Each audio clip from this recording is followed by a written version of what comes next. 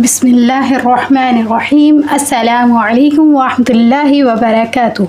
Welcome to my channel S K Ahmad vlogs में, और कायदे की सेकंड क्लास में मैं आप सबको खुश आमदीद कहती हूँ।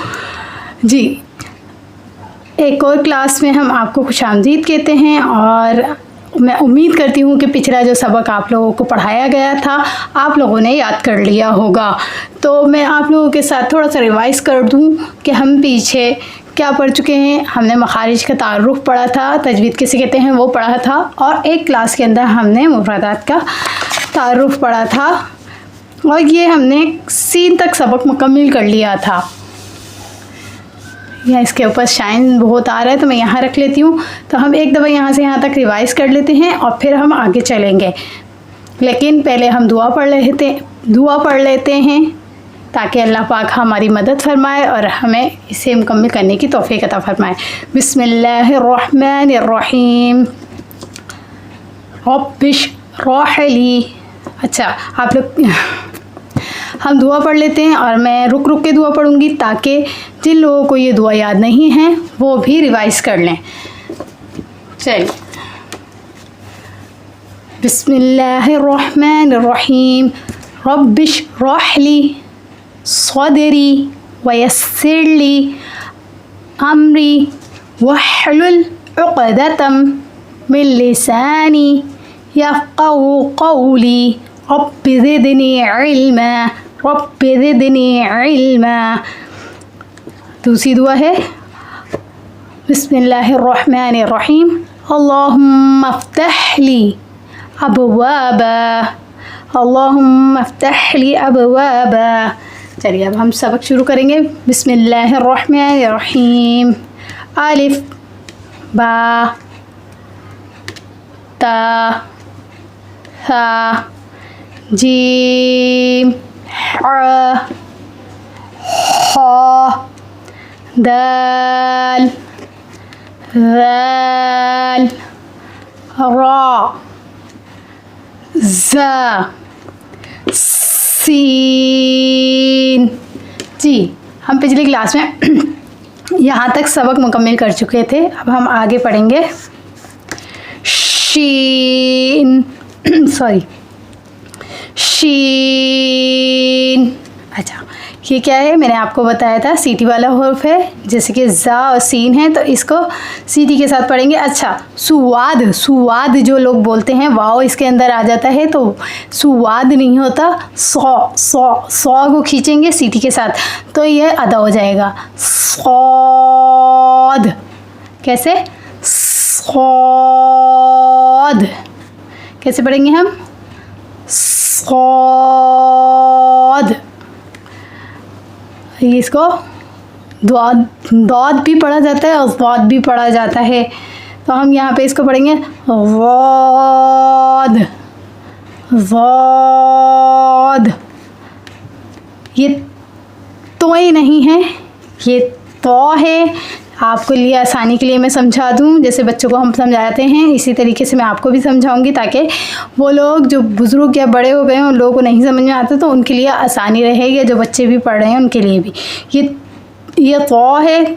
हम इस ता को जब मोटा पढ़ेंगे, मुंह बना के थोड़ा सा मोटा करके, तो ये अदा हो जाएगा। देखिए, ता, इसको पढ़ेंगे ता तो।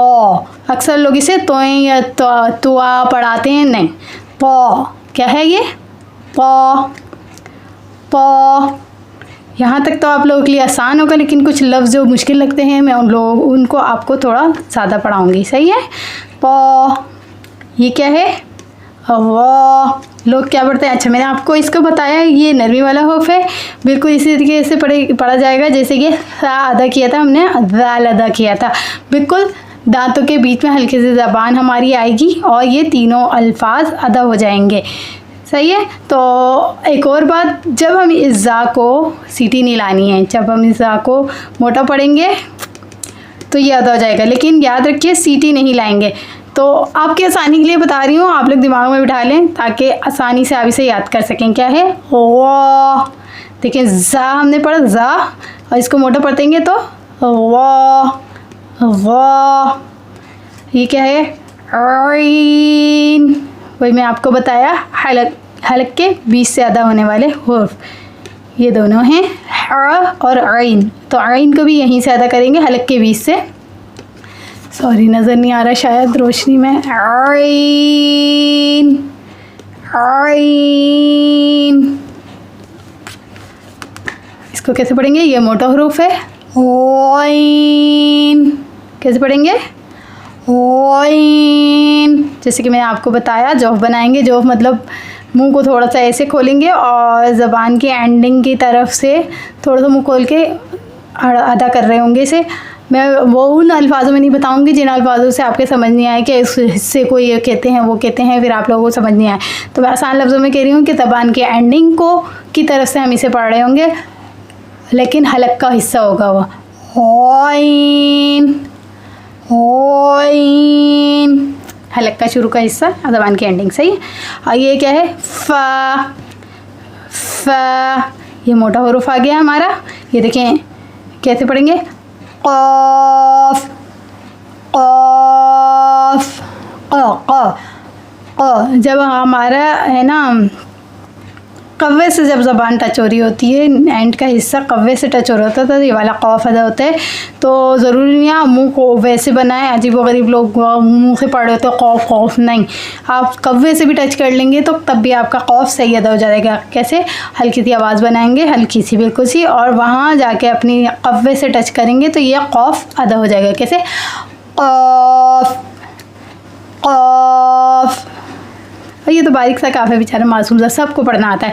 काफ कफ, लाम लाम, मीम मीम।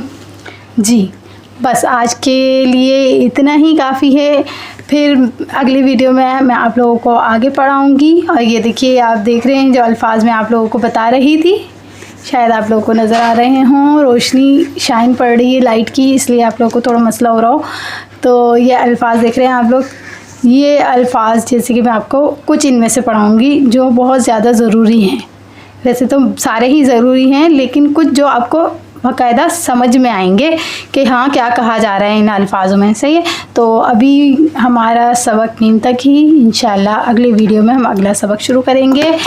दुआओं में याद रखिएगा, और ज़िंदगी रही तो हम अगली वीडियो में मुलाकात करेंगे। अस्सलामु अलैकुम व रहमतुल्लाहि व बरकातुहू।